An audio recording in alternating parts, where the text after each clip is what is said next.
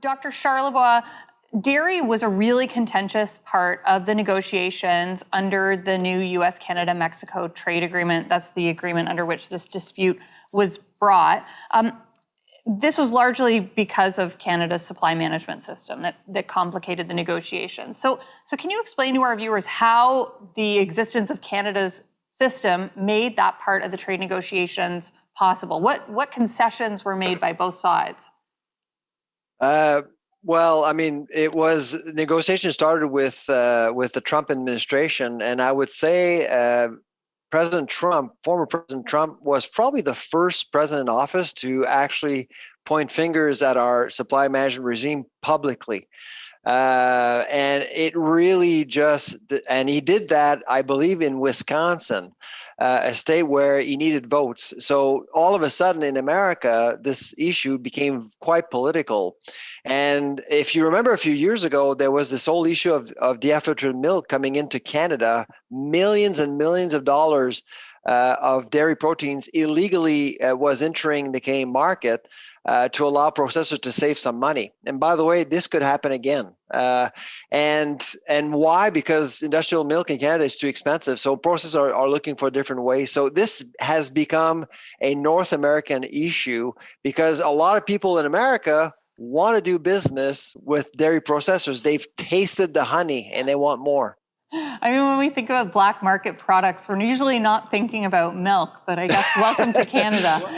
Let's not forget that there have been people arrested for smuggling cheese into this country to bypass supply management. Yeah, Mr. Clement, what's your view on this? How has Canada's supply management system impacted the trade negotiations that underlies the new treaty that this dispute was brought under? Well, supply management has done what supply management always does, and it acts as a thorn in our side in every trade negotiation, whether it's CETA, the original NAFTA, or this agreement.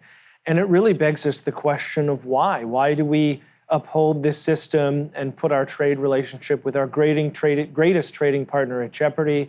Why do we do this when it inflates costs for consumers and is heavily regressive? And so supply management did what it always does. It benefits 11,000 or so farmers at the expense of all Canadians and at the expense of our ability to pursue free trade around the world.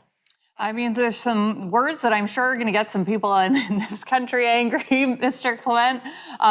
But, you know, I think we need to look out for consumers as well. Mr. Reid, when this contract or agreement was negotiated, dairy wasn't the only contentious issue. I don't want to just say this is about dairy. When negotiating that agreement, there were other key industries that were hot topics in the negotiation. What were some of those other industries? Well, I mean, first and foremost, the renegotiation of the NAFTA to become the USMCA was in large part around autos, right? Auto rules of origin, the tariffs that apply on autos. So at the insistence of the US, the content, the North American value content in a car, vehicle, truck, in order to be considered duty-free, went from 62.5% to, you know, when the agreement's fully phased in 2023 for this particular item, to 75%. So that was, you know, a really contentious part of those negotiations.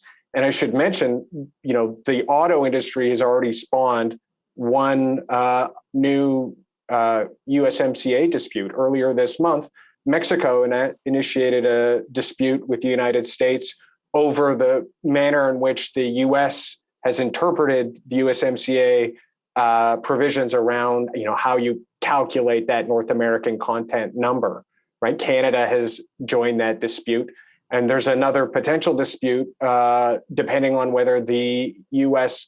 goes ahead with its tax credits for electric vehicles assembled in the U.S., right? Both Canada and Mexico have said, if you do that, President Biden, you know, we're bringing you to dispute resolution, we'll retaliate.